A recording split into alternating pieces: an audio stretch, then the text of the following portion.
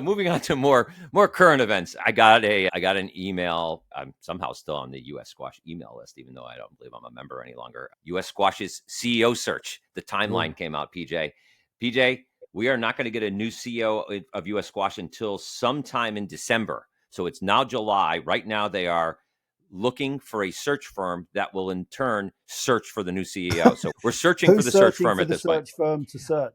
Exactly. I'm assuming it's the board. You would think that with all these people, these high-powered people on the U.S. Squash board, they have firms and they would have search companies at their disposal and say, hey, look, could we get this search started, get this search party started? It took 2 days to elect a new pope, for God's sake. Do we really need to wait till December to elect a new, let some puffs of smoke come out of the top of the Spectre Center and we have a new CEO? Yeah, we get on with it. About to leave, already packing. Come with me, I'm not really asking. We'll get away to a place where we don't know.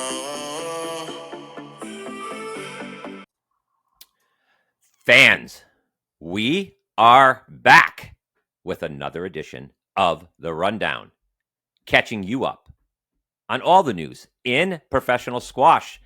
I am Bill Buckingham, and after a 2-week vacation, I am back here with my partner, Paul Johnson, PJ Squash from Squash TV. PJ, 2 weeks. Missed you, buddy. I know, Bill.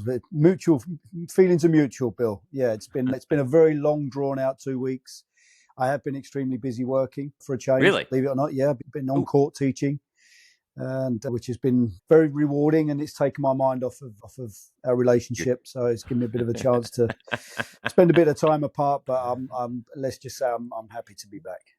At least you didn't see me up on a screen at a Coldplay concert, hanging out with another podcaster. That would have been no, bad. You would never. That would just literally break my heart, Bill. That would break my heart. That would be devastating. What a way to find out. That would have been devastating. Imagine if you saw me up there with Barry Gibson, like up there watching Coldplay, and we were hugging. I don't want to start. I don't want to start on a negative tone. Definitely. But I have to say, you look extremely well. You've got a bit of a tan there on the face. You should be wearing your SPF 50 at least. Yeah, at least 50. 100% SPF 50. That's the least I do. I wear sunscreen that you could wear on Mars, basically, at this point, because I'm in the sun so often. PJ, I've been retired for a year. As of 2 days ago, I was retired for 1 year. Oh, congrats. Well, and how's it? I have to say, looking at your hair all immaculately set and a little bit of a blush on your cheeks, you look retirement suits you, Bill. You look good. It absolutely does. And the best part is when I tell people I'm retired, the first thing they say is, you look way too young to be retired. As long as they don't ask how old you really are, then we're fine.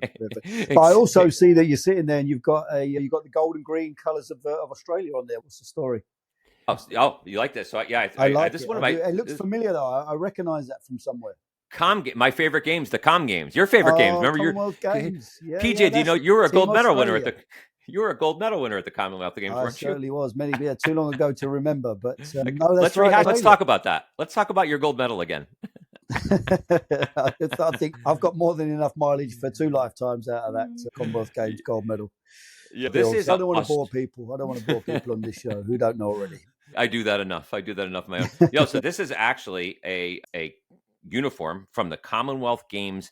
I'm not sure what year. Like in the what are they, every 2 years? Are they? Yeah, no, they're every 4 years. The first one was 98.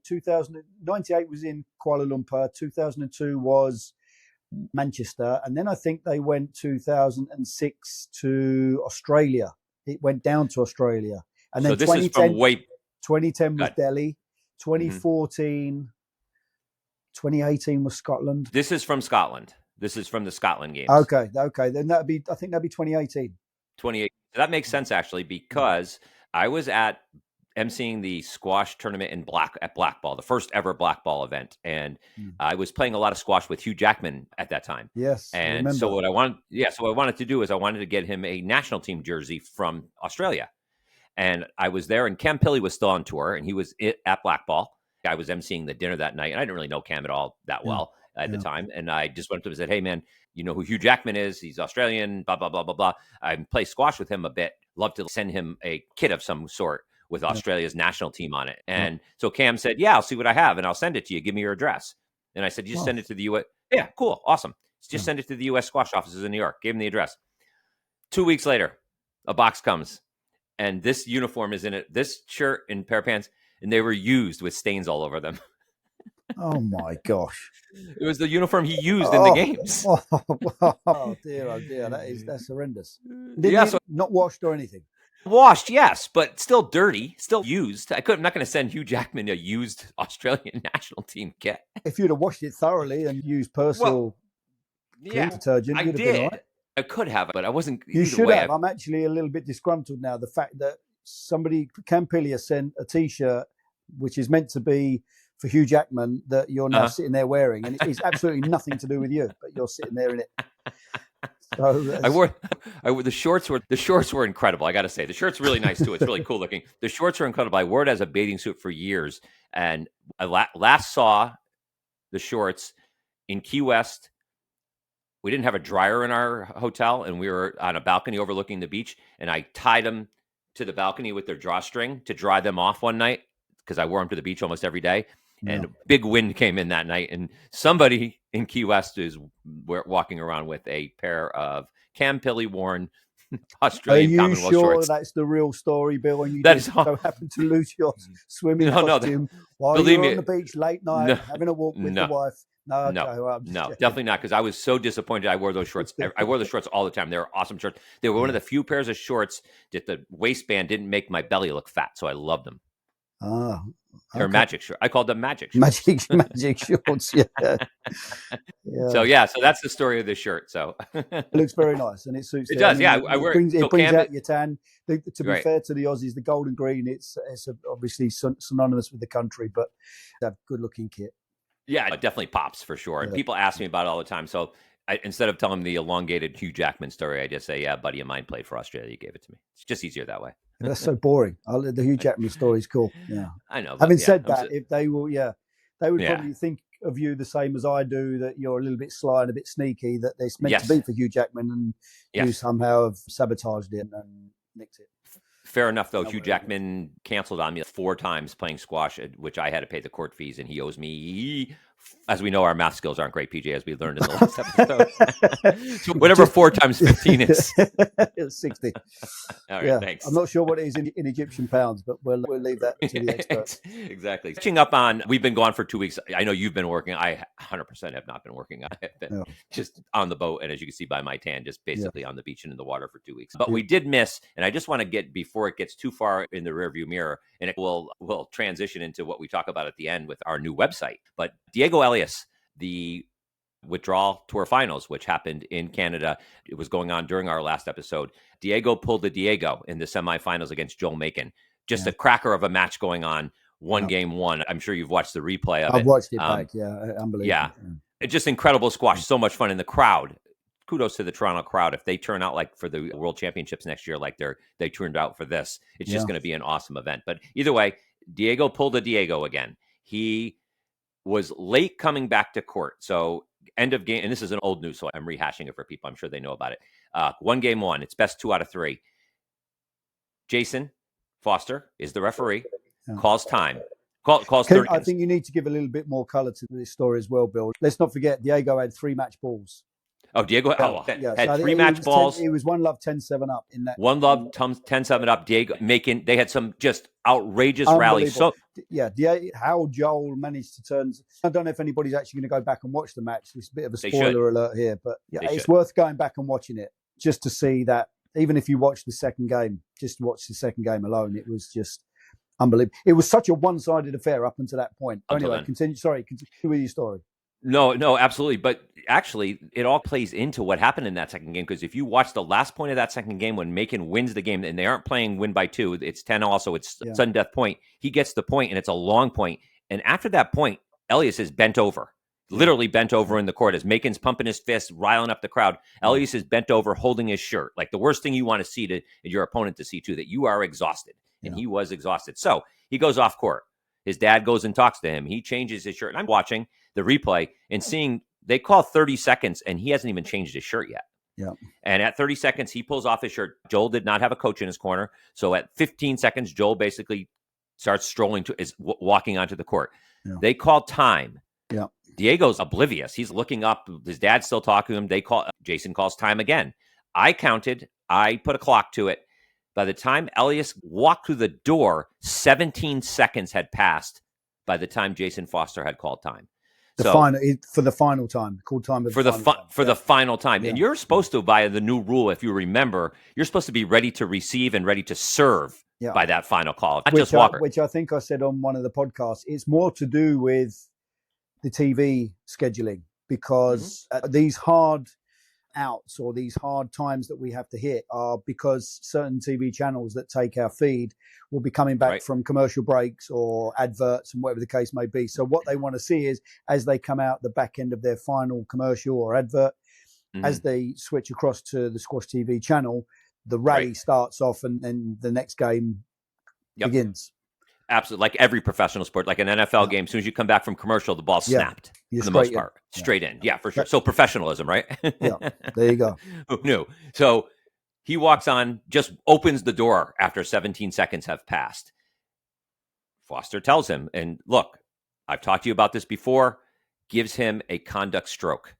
So it's the final game, and all of a sudden it's 1-0. Diego looks back at him and loses it automatically, just loses it right there. There had also been some conduct warnings earlier on in the match as well. So this wasn't, again, we have to be careful here for some of the listeners. No, it's for sure. You're correct. You don't want to paint an unfair picture, and it wasn't the first time that Jason had reprimanded Diego about certain incidents that had taken place on the court. There'd been some decisions that were given and some comments and some back chat, which there tends to be between Diego and Jason. There's obviously a little bit of a history there. So again, now, as you say, finally, this was the straw that broke the camel's back, was Jason's left no alternative, 17 seconds late after numerous warnings. No other option than to award the conduct stroke. Right. And so what Diego takes umbrage at this, saying no one calls a conduct stroke on that. They give a conduct, but they don't call a stroke on that. Yeah. And then he starts in with, you're doing the same thing you did in New York. Which, if you remember at the TOC in the game against Elias, when he hit his racket against the wall. I'm sorry, against Farag. I apologize. Yeah.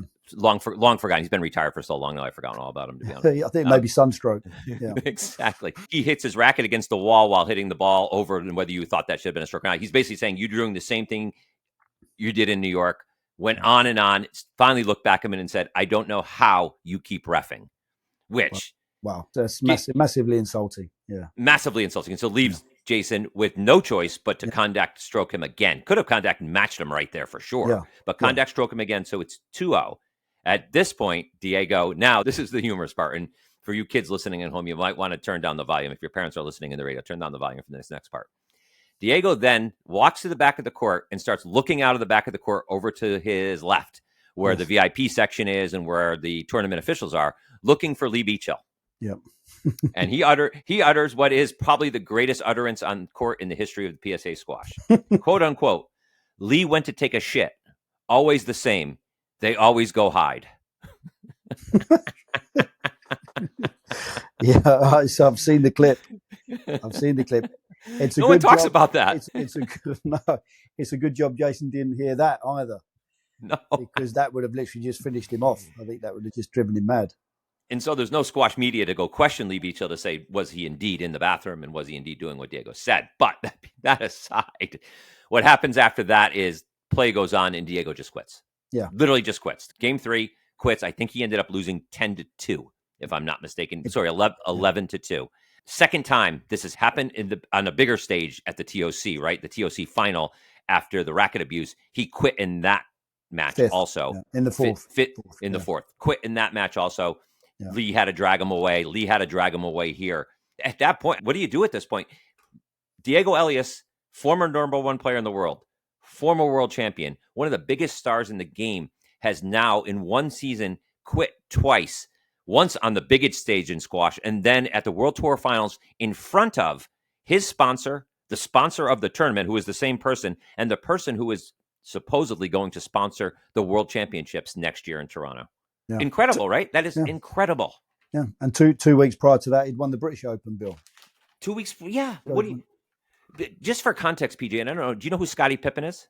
Yeah, I know Scottie Pippen, yeah. So Scottie Pippen was second banana to Michael Jordan. If you don't know who he was, then turn off the podcast. I don't want to talk to you. But Scottie Pippen arguably one of the top 10 players in the history of the NBA. Game. Yeah. Right. Just a fantastic player, almost as responsible for all the Bulls championships as Jordan. Almost. Yeah. Right. He was the second best player.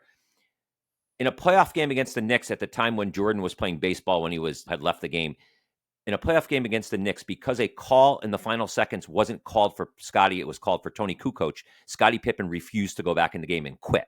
Took off his shoes, sat at the end of the bench and quit. And to this day, a lot of people think that Scottie Pippen doesn't belong in the Basketball Hall of Fame because of that. He doesn't deserve to be put up there with the greats of the NBA for that one moment of madness. One moment in time. Yeah. And Diego Ellis has now done that twice in 1 year. Yeah. What do you do with him, PJ? What do you do with him? I'm not sure if he was reprimanded after the TOC incident. My guess would be that he was. It's not the $3,000 fine, right? I think that's what it was. $3,000 fine, was it? $3,000. Right, I believe it was, or $1,500. It was very low, whatever it was. Yeah. And then there was the incident after that. I think it might have been Hong Kong where he smashed the racket. There was another situation that may have been the back end of 24 where he'd been in trouble there as well. I think Diego's been in trouble more over the last 18 months than I think he has in the last. He's not been on tour 18 years, but the best part of 15 years at least. Right. He's had more conduct strokes, warnings, and hissy fits or losses of temper in the last 12 to 18 months than his entire career. So I'm not entirely sure what's going on. Could it be a case of the pressures maybe getting to him a little bit? If you saw the outburst of emotion after winning the British Open, there was obviously a huge release in there of some kind, that because he doesn't normally get that emotional, right? Expressive and that emotional. No. Whether it was, you can't say it was because his father was there, because his father travels with him everywhere. But leading into that, after the Tournament of Champions and the debacle that was there, he then got a lot of bad publicity and a lot of people were writing him off because anytime things don't go his way, he seems to throw his toys out the pram and stops trying or finds excuses to not put in. And after winning that British, maybe that was his way of trying to shut up all of the media and the journalists and all the squash community that wrote him off. Both of them. All three of them, yeah. But now it's happened again. So I really don't know. And it's not, you can't point the finger at the referees, and you certainly can't point the finger at Jason, because I said this when the issue went down with Jason Foster in New York.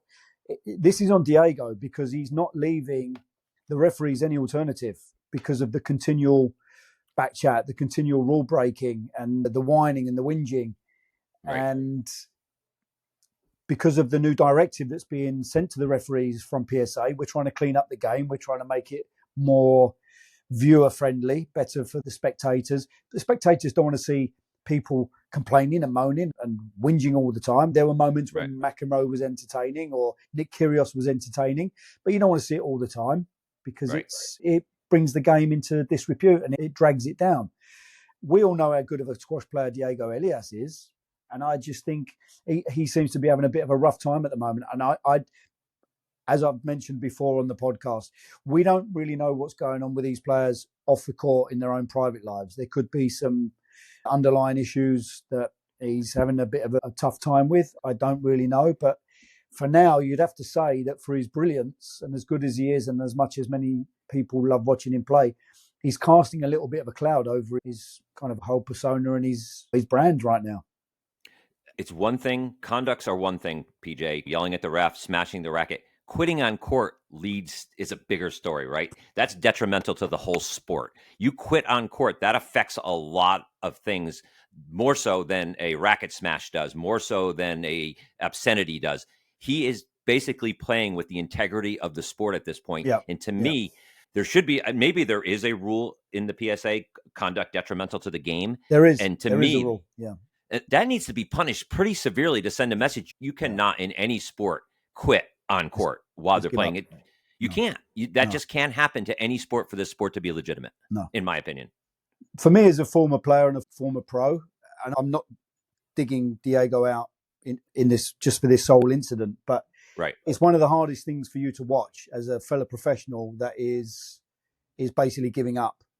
I never did it in my career. If you look at a lot of the game's greats, yes, there were times where you may have a little bit of an injury and you can't compete to your max, but you would go through the motions and you would push yourself and do as much as you possibly could to still try and compete to some level. But I Right. never, ever just gave a game away and didn't bother trying, especially if you've got paying customers there. Some of those people in Canada would have travelled, they would have paid to travel to go and watch these kind of matches. And then you almost, for me personally, I feel like you owe it to them to try and put on a show.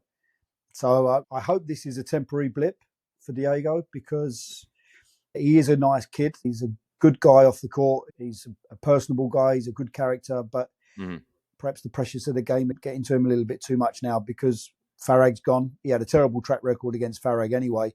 And the irony is you've got Mustafa Asal now, that is current world number one and world champion. And Diego's record against the rest of the world tour is better than anybody else. So he has a chance now to get back to that world number one spot and actually have a bit of a period up there where he can cement that ranking in that position. But it's not going to be easy. You've got your Joel Makins and you've got your people hot on his heels. But it was Farag that was the person that actually gave Elias the most trouble in his career. You look at the head-to-heads and his stats were awful against Farag. But again, you look at him against Mustafa Asal and again, Paul Cole, Joel Makin and all of those kind of guys. He's very heavily favourite. What do you do, though? Do you suspend him for 6 months? He's a star of the tour, basically. Now you have Momin gone, you have Farag gone. You need stars on the tour for sure, but you have to do something. Something has to be done. It's not like it was a one-off. It's twice. It's 2 times now. Something big has to come down. And as you talked about, financially, they're not going to harm him financially. He has all. They can't find him enough to hurt him. So they need to suspend him, don't they? Yeah. I don't want to see him suspended. I really don't. I'm not sure whether PSA will be firm enough to run the risk of taking somebody out of the game like Diego for. I don't know what the suitable fine should be, Bill. It's not my decision to make that. But let's say hypothetically they gave him 6 months. I just know the squash community would be absolutely up in arms, and PSA would be yet again back in the firing line. How about banning him from the TOC and banning him from the World Tour Finals for from the events that he's not played in? I don't think you can target just those events. For me, if it's a ban, 3-month ban, 6-month ban, to also send a little bit of a message to the rest of the tour, because you almost need somebody to make an example of, to let everybody know that this is not okay. How about ranking points? How about ranking points? Is there some way that the PSA, if they're not willing to suspend and fines, it's tricky with fines because these aren't millionaires we're dealing with. And you are, though, Bill. Yeah, no, yeah. But they're not going to fine Diego Ellis $100,000. No, my point being, again, I don't think it's a case of ranking points, because all ranking points are going to do, he'll drop down the ranks a little bit.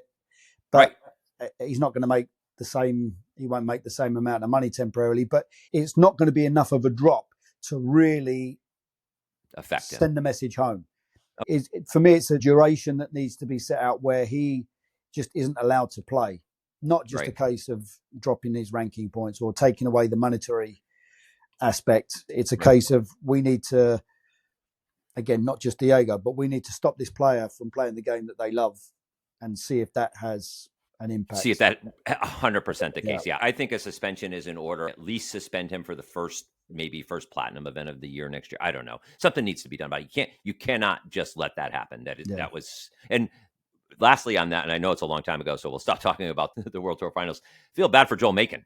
Joel Makin won the World Tour Finals by Diego quitting on him and then Mustafa defaulting in the final with an injury.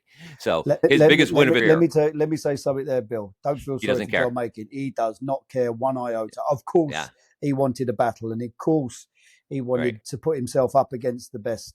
That's his biggest payday by a country mile, and he's the World Tour Finals champion. Joel Makin doesn't care, and there's been time he served his time. That kid, and I love the kid. I think he's brilliant. He's great for the game. He's hard nosed. He plays the game the way it should be played. He gets stuck in. He never backs down, and he's eked out. Again, this is a phrase that I've used in many of the podcasts. One of the few players who's maximised his potential, and there's still more to come from him, because he's had a few injury issues, and he's now back out there. He's getting some experience. He's playing against the top guys. And he's learning when he plays against the Asals and the Eliases and the Coles and people like that. He goes away, he works on and improves his game. And finally, he's getting some of the recognition that he deserves. It's brilliant. And the fact that he's not had to really I mean, he earned that semi-final against Diego because he came back from the jaws of defeat, and then he got a bit of a walkover in the final. Right. He doesn't give a hoot. Yeah, when Wednesday, when it dinged in his checking account or his savings account. Exactly.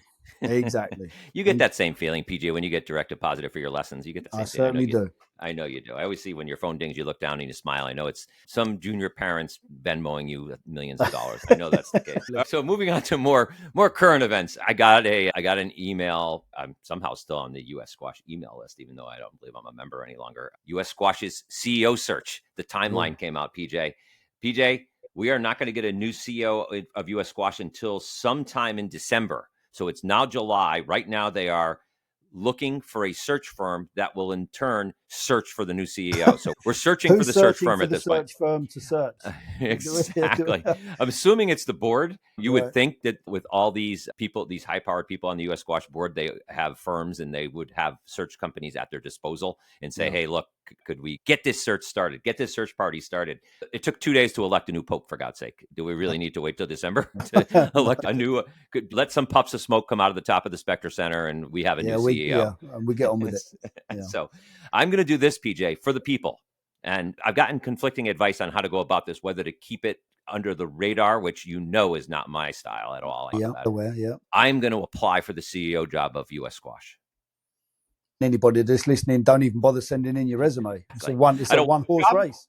I don't want the job. Just let that know for all those people who say, what a great idea, Bill, you'd be awesome at it, which I think that'd probably just be my wife. Or, maybe not even her. I don't want the job. I don't want to go back to work. What I want to do is find out how the process works. Oh, my gosh. What was the film? Brewster's Millions, where Richard Pryor, just as a joke, he applies to become mayor or something. Have you seen Brewster's Millions? Oh, yeah, for sure. Yeah. So you're going to basically just put your entry in as just go through the process, see how far I get. Not as a joke, but more to see how the process. So I want to know when they open up because it looks like they are starting to screen in mid-September till the end of October. So a month and a half screening period. So at that time, I'm going to submit my resume to whatever portal they have set up and see if I get any response at all. Even a response that says, no, we're not interested.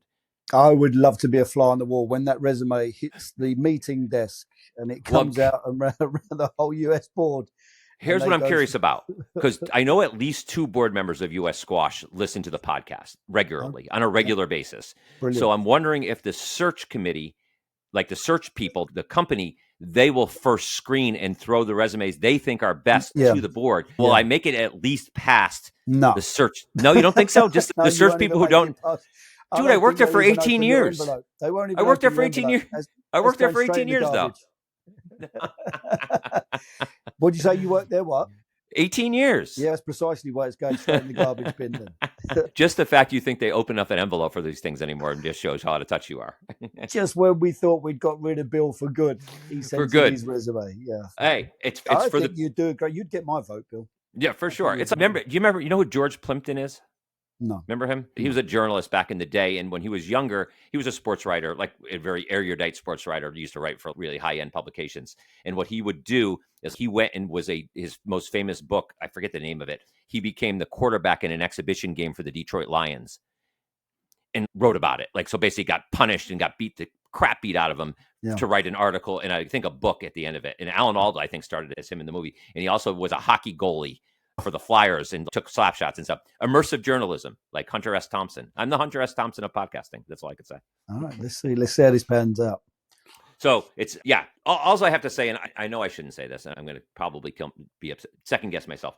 I just can't understand. On the email, it said that Kevin, his current CEO, I won't say his name, we'll bleep that out, is going to stay on during this process. Oh, really? During the whole process. He's here until January 1st. How is that possible? How is that good for the situation? Someone coming in and he's part of that process, a person who they've let go as CEO. Doesn't that make sense to me, people? It does. It doesn't add up. No, it doesn't add up. There's a huge rumor going on, and I've heard it from I think 4 sources at this point. That sounds like a little bit more than rumor, then, Bill. Right. Which right now the U.S. Open is only going to be a gold event. It's not going to be a platinum event this year. The U.S. Open. That's news to me. The U.S. Open is not platinum.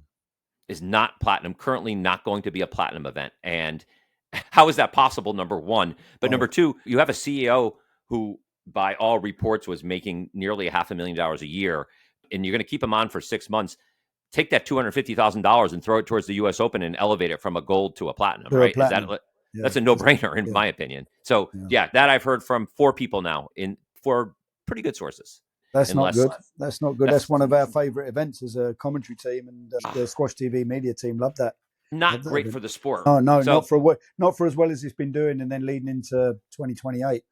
Right, exactly. Yeah. That's one thing. Well, you know what? That's a great segue to Olympic scheduling. So the Olympic schedule came out, and when it came out, I know the PSA did a lot of social media, and they have to do it with the players saying we're only 3 years away. So I thought about that, and it doesn't seem like a long time, but I thought about it's this summer. Can you picture like how far away next summer is at this time? Like next July 18th or 20th? Like how far away that seems? So it's not next summer. Yeah. No, it's not even the summer after that. It's 3 summers from now. Yeah, that's brutal. It's so far away. That is it's ridiculous.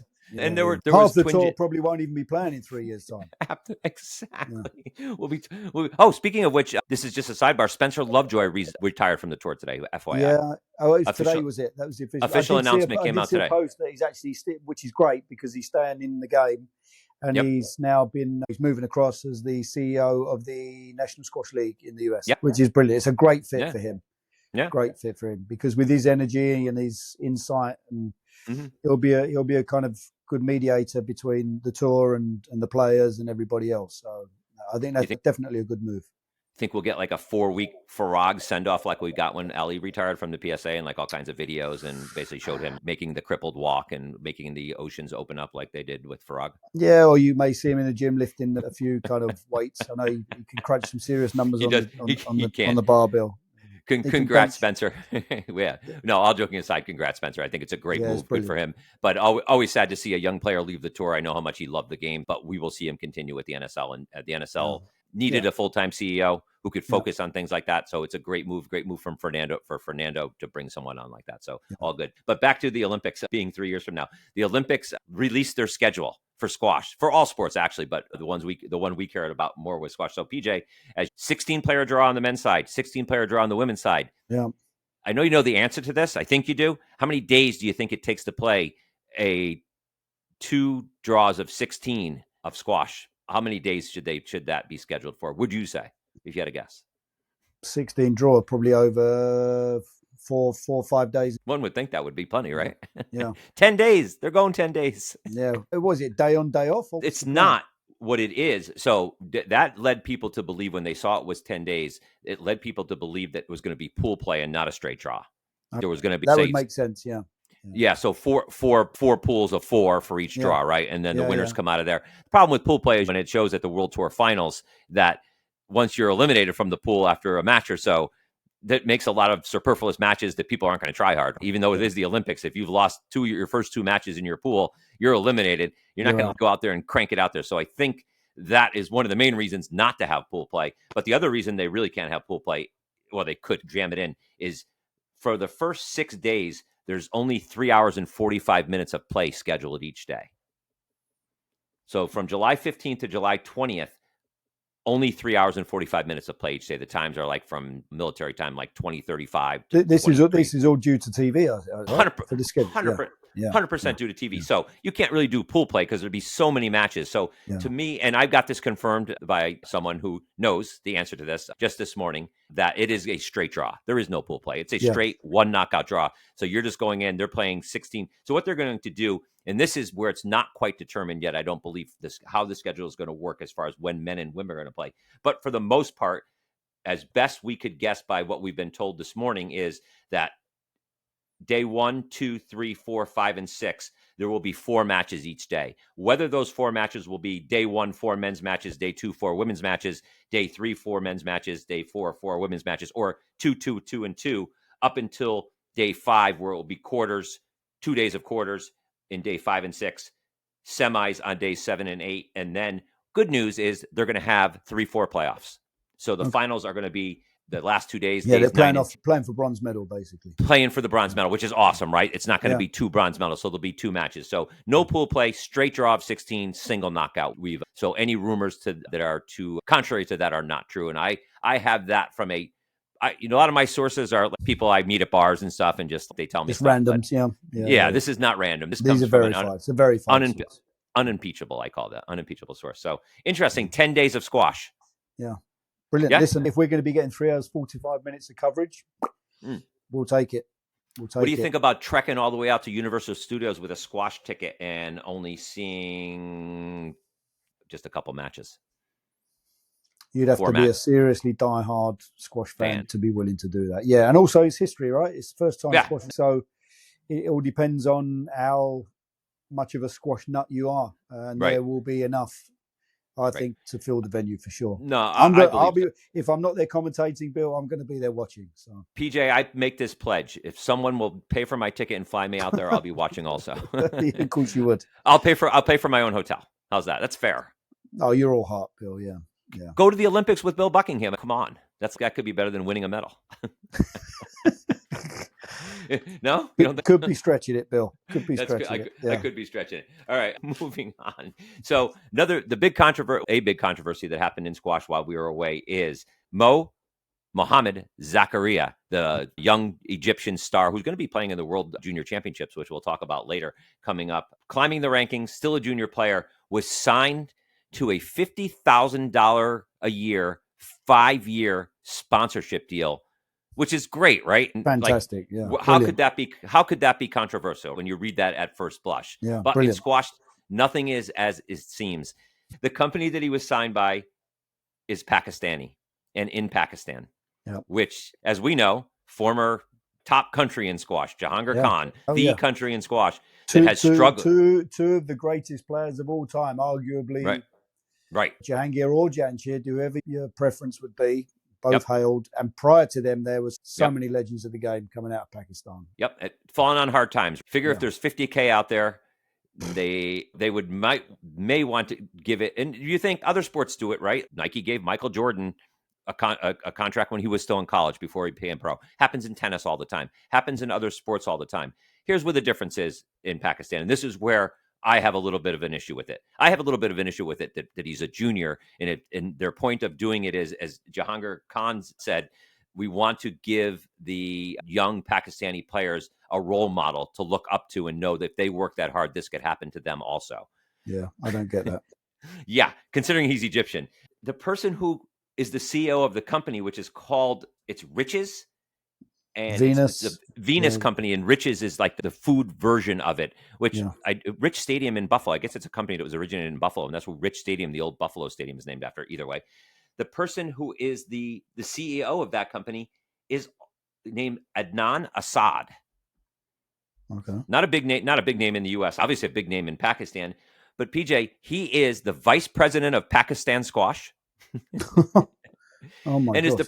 And there are 4 Pakistani regions in squash, and he is the president of one of the big regions. And he is the one who did this. How is that even possible?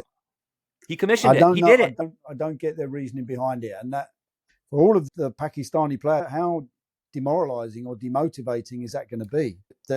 I'm sure there's so many local players that could really do with that kind of help. Yeah. Why they've gone. You want to talk about role models, then you got Jahangir, Jamshid, Kamar Zaman. I could go on and on about a role model for these kids. Why they've had to bring in a junior player from Egypt to do it, I'm scratching my head at that one, Bill. I can't figure that out. Yeah, I talked to Jahangir Khan this morning about it because he's been very vociferous in his railing against it online, and rightly. And he made the point to me because I was like, you know what? He said 2 things. Number one, you're going to have an Egyptian player wearing a Pakistani logo on his clothing. Yeah. which is kind of crazy. Weird, I mean, we think, and if you're a Squash Radio listener and you listen to my sources, we think that Zachary is going to be a Qatarian. Would it be Qatarian? Yeah. Qatarian player going forward anyway. So that might be a moot point regardless. But as he also said, Jahangir, who is a very active tournament promoter and a very active promoter of young players trying to get them into the PSA and get them ranking points, as he said, always tries to get some Pakistani players that he has locally in Houston, but also that are still in Pakistan, to get wild cards at Egyptian satellite events, challenger events. And the Egyptian tournament directors tell him, "What are you kidding me? No chance. No chance. Yeah. No chance. We're going to give that to Egyptians. That's Egyptian players. Yeah, keep it in house. Keep it in house. That's how you grow the game. And there may be a reason that Egypt is the squash power that they are, and that may be one of them, right? So for a Pakistani company to do that to an Egyptian player, especially when the CEO of the company is so involved with the squash. I wonder if there are any other affiliations to Pakistan, if there's any relatives or if there's an allegiance to the country for some bizarre reason. According to Jahanzeb, no, he did not tell me that. He didn't. Right. He couldn't think of a valid reason why they did this, and I think that's why. And you're seeing a lot of local Pakistani expatriates in the United States on Facebook and on Twitter and on other platforms just hammering this because there doesn't seem to be a rhyme or reason behind it. And I think what also irked people is Jahangir Khan is 100% behind it, and he's like the patriarch, like he is Pakistani squash. So he gives it. He not only gave it its blessing, his tacit blessing, he gave it an overt blessing, which is strange coming from him because he's normally very quiet and he doesn't always get involved in these kind of situations. So I don't know what the deal is. And maybe he was sponsored by Riches or Venus as well. I don't know. Exactly. So it's funny in just another, it just shows it was Asal's brother. Right after that big signing happened, it's like a one-up Egypt. They made a big deal of Mustafa Asal's brother signing with a club in Egypt for what they called the highest amount ever for a teenage player. So it's all a big contest over there, isn't it? Isn't it? It's so funny. Who can bring the most attention to a particular topic or subject? Yes, exactly the case. And it's just not funny to Pakistan for sure, but just crazy. The politics involved in our little sport is just off the charts, right? Amazing. Just absolutely off Never the charts. A dull moment, Bill. Never a dull moment. So World Junior Championships coming up, PJ. I don't follow the juniors. I know you train juniors, so you have your skin in the game. The only reason I'm following it is the aforementioned Mo Zakaria is going for his, and I don't see who's going to touch him in that, mind you. Granted, there are a lot of good players. There's that Korean player who was up and coming last year who made a dent down in Houston, but he hasn't really done anything on the PSA Tour. As far as I know, I haven't followed. I don't follow juniors, but Amina Orfi, the 5th ranked player in the world, is still only 18 years old. Yeah. And she is going for her 4th, PJ, her 4th world junior title. Yeah. Why? Which has never been done. Never been done. Sherbini did. What about in the men's? Any of the men's win 4? I don't believe anyone has ever won 4. I know that Del Harris won the Drysdale Cup, which is the British Open. Yeah, the main match. 45-minute mark, our Del Harris mark. Yeah. Well done, PJ. That's well to throw him in there somewhere. It was his birthday last week. Thank you. So I don't think anybody's won the Worlds 4 times. 3. Yeah, Sherbini did it 3 times, right? I think she could have done 4, but she actually lost to Sobi in the semifinals in Boston. I'm sorry, not in Boston. In time before, I think it was in India, where the year that Amanda won the finals. She beat Sherbini in the semi. So Sherbini could have won it 4 times. But still, okay. So again, this is me, not a huge follower, fan, or whatever the case may be of junior squash. Is it worthwhile for Amina Orfi to be playing in this tournament? The 2nd seed, PJ, is ranked 52nd in the world. She's going to get no competition. This is like I don't know if there's Vegas. If Vegas had odds on World Junior Championships, if you bet $100, you would probably win 50 cents if you bet on Amina Orfi. Would be my guess. I don't know what that means, money line or not. Yeah, because I don't gamble. Don't gamble, kids. PSA Bill, who knows? Maybe Amina gets to sign a big deal after a big contract after she wins 4. Could you imagine if it's back in Egypt? Maybe if she wins, there's some big food company that's waiting to sign her up for $100,000 a year for 5. Can you imagine if they took Mo? They took her. It's quite fitting and it's quite sweet that it will happen back in her home country. I'm trying to think of a reason why she would do it. It is a world title at the end of the day. Right. It's not the British Open. And now in the juniors, the British has less status than the World Championships. Right. She'll certainly be advised by her team. Is she going to get challenged? Absolutely not. Not even in the final. That'll be a 3-love drumming. But it'll be a nice little addition and another trophy to go on in that very big already trophy cabinet for Orfi.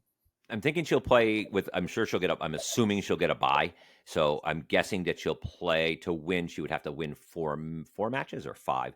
Over 5. Over under number of minutes. You think it'll be over 100 minutes she'll play total? This is Amina Orfi we're talking about. We're not talking about some genteel girl who's going to be like, oh, I'm not going to win 11-11. Oh, she's going to bagel and get off those courts as quick as possible. Yeah, over 100 minutes. Over 100 minutes. Okay, I'm going to say under. I'm going to say the only way it goes over 100 minutes if there's an injury or something like that that extends one of the matches. But no real match in real play time is going to take over 20 minutes. Okay. At least she elbowed Carol last time. We'll have a small little wager on it. I'm going to go just over 100. So what I think it should be? Do you remember Karate Kid? You remember the movie Karate Of course Kid? I do. Yeah, Danny LaRusso. Yeah. Yeah, Danny Russo in Karate Kid 3 when he comes back and When he he, does the all. yeah, Go, doesn't he go across to China or that's doesn't he two. go? That's two.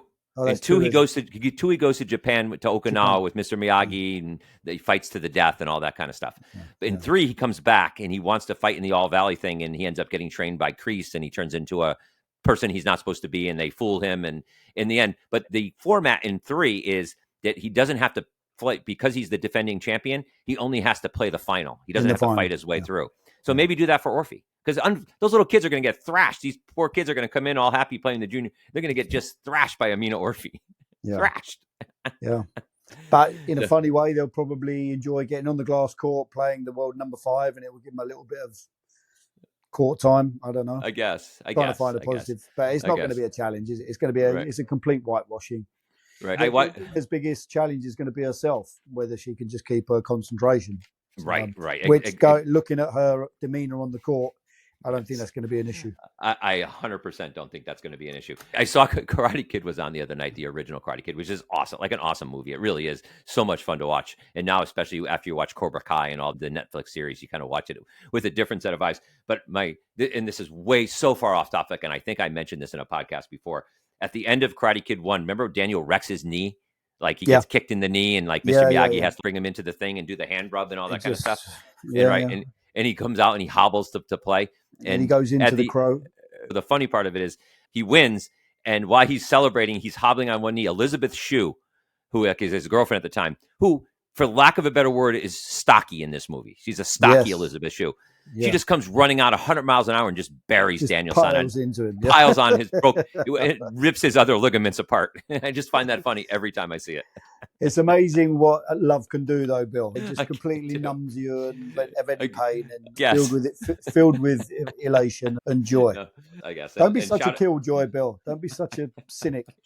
I know. Shout out to Elizabeth Shue, wherever she is. I think she ends up being a hooker in Las Vegas, I think, in the end, right? With Nicolas Cage. with Nicolas Cage, wasn't it? Yeah, leaving Las Vegas. That was one of the most depressing movies ever. Yeah. That and the movie, I forget it was, with the girl, her and her boyfriend shoot heroin. I don't know if you remember that. Requiem for a Dream. Those two movies are the two most depressing movies in the history of moviedom. So don't watch those. Don't watch those.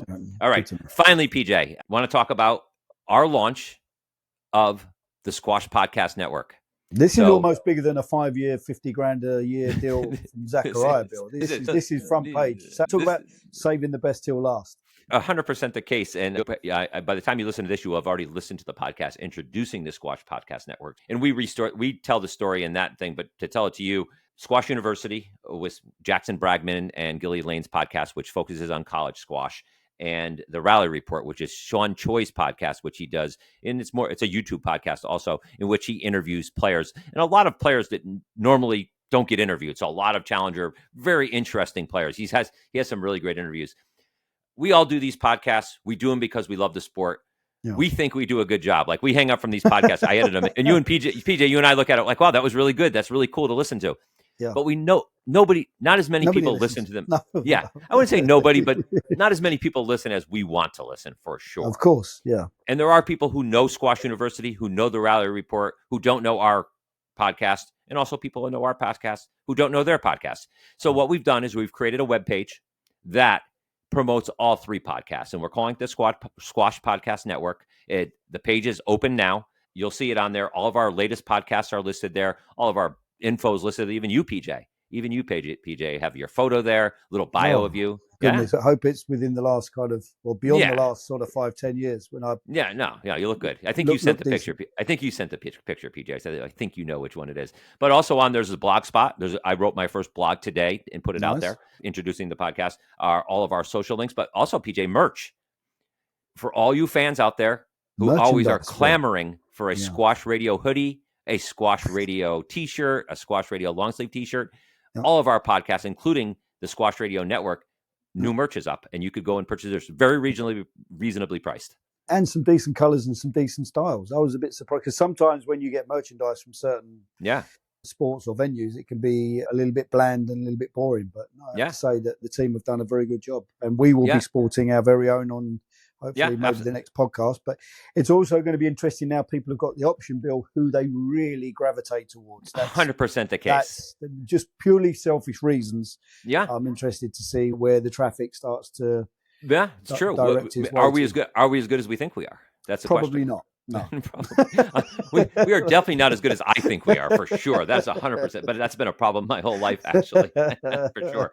So shout out to Kenny Shear for doing the merch. So Kenny Shear, if anyone knows anything in squash in the United States, if you've ever run a tournament in the United States, if you've ever done anything squash related in the United States that had merchandise involved, or tin stickers involved, or wall stickers involved, or anything to do with marketing squash at your event, you have dealt with Kenny Shear of Creative Alternatives, and he is the one doing our merch. There is nobody better in the game than him. Everyone knows him, and we're going to actually have him on as a guest.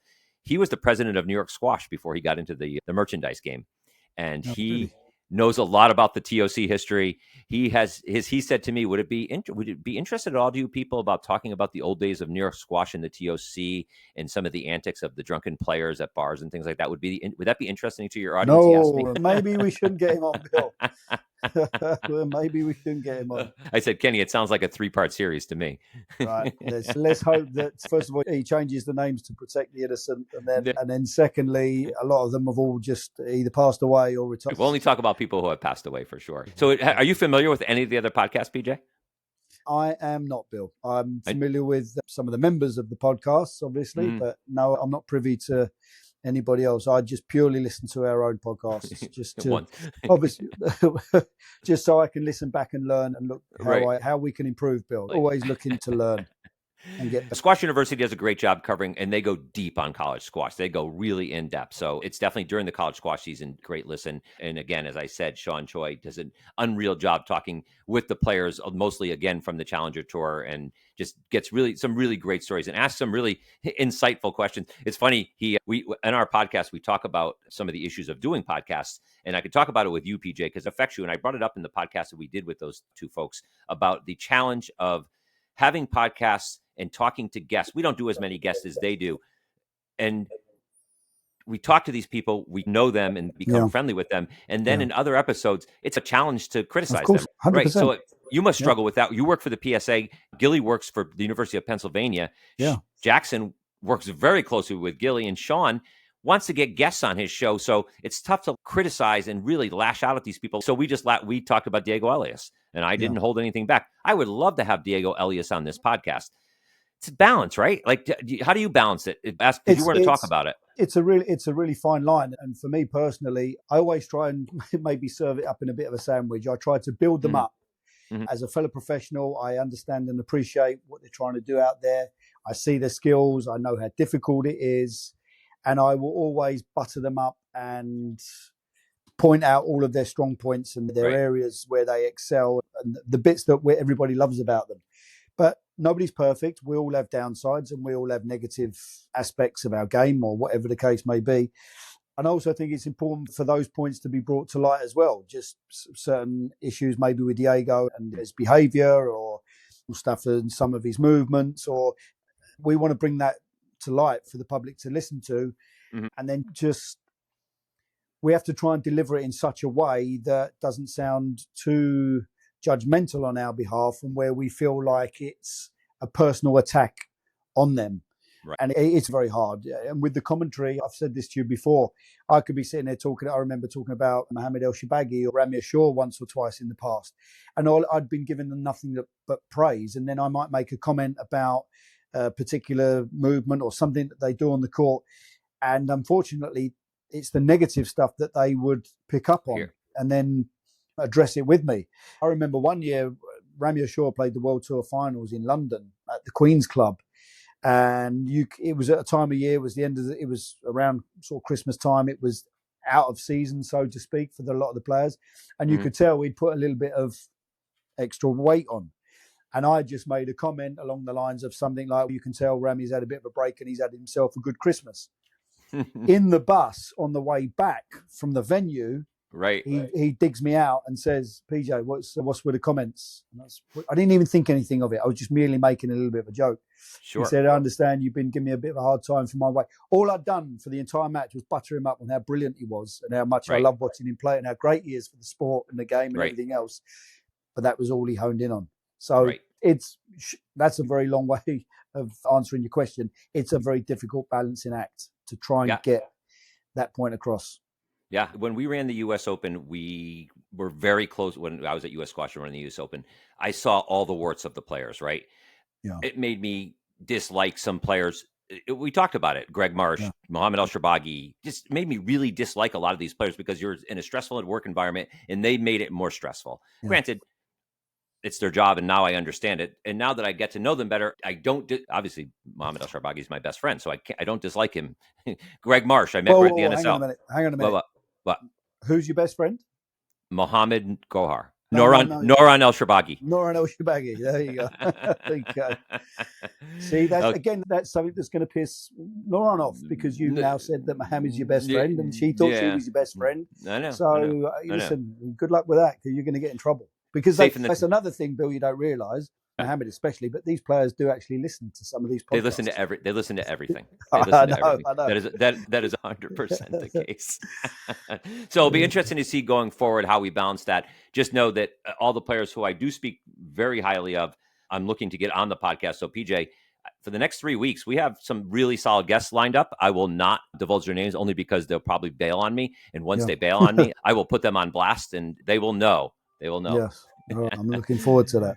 But either way, go to the website. It's the Squash Podcast Network, squashpodcastnetwork.com. Check it out. Again, as I say in the first blog, we don't know what we're doing, right? Let me sign this. Sorry about that. That's one of our fellow podcasters calling me right now. We don't know what we're doing, right? Transparently. It's our first attempt at this. I just thought it was a good idea and just a way to get our message across. There's a void in squash.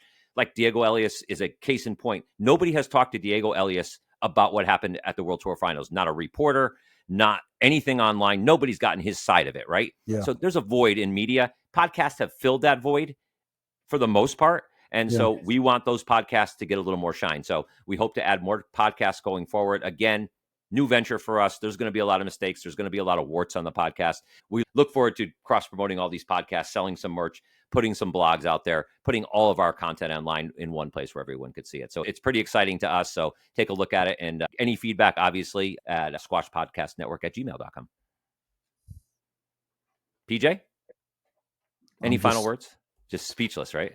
No, I'm just in awe, Bill. I think you've done a great job of plugging it. I'm just curious to see the feedback that we get. And at the end of the day, if we can bring in the very little knowledge that we have and experience, and bring the gap closer between the players and the fans and the spectators and the squash loving community, then our job will not be in vain. Absolutely. PJ, pleasure seeing you again. Don't let it be 2 weeks at Coldplay tonight, you and I. Got it. See you there. Be careful with the cameras, Bill. I will. See you, PJ. Ta-da, mate. About to leave, already packing. Come with me, I'm not really asking.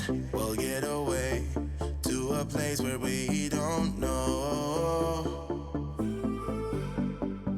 About to see the world in action, what we can be, life with no distractions. We'll get away, this is what we waited for.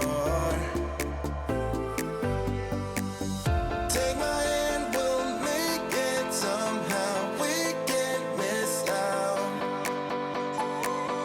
I'm done living life with the lights out. Die with my own doubts.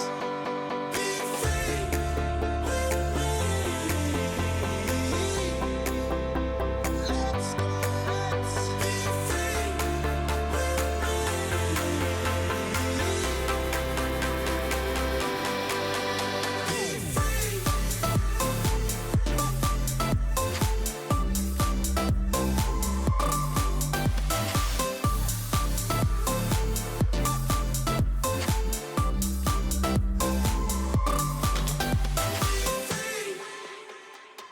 Now looking back, eyes on the freeway, Bonnie and Clyde, a classic cliche. We're on the run, this is what we waited for.